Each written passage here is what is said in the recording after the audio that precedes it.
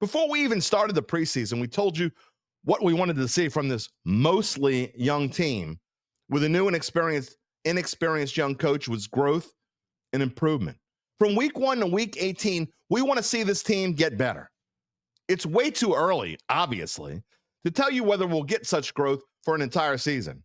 But I think there's little question on Sunday. This Saints team was better overall than they were in week 1. The key word is overall. The defense wasn't better. They allowed a guy who will play the role as perennial backup the rest of his NFL career in Mac Jones. Well, they let him have a field day. But on the other end, I thought Spencer Rattler had his best day as a Saint. He was more aware of the entire field than I've ever seen him. His coaching staff still has fairly tight reins on him, but he was able to overcome to some extent.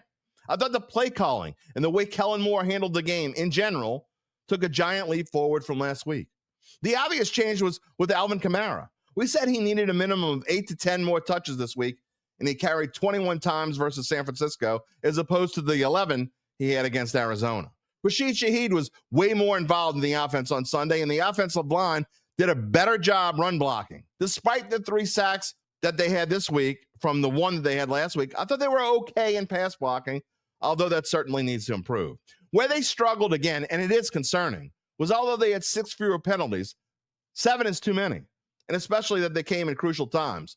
4 for 11 on third down is not good, especially when you give up 8 for 15 to Mac Jones. What would this team have done to the Saints had Brock Purdy and George Kittle played?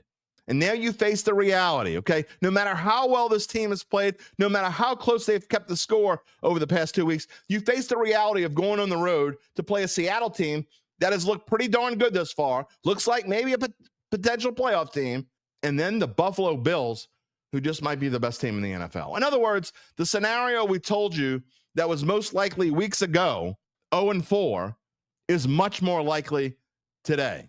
Did you get that parlay in I told you to bet? If you did, you're going to win it. What will that do to this team? Where will they go if that's the case? How will Kellen Moore handle it? Will Spencer Rattler continue to get opportunities if he's 0-10 in his career 2 weeks from now?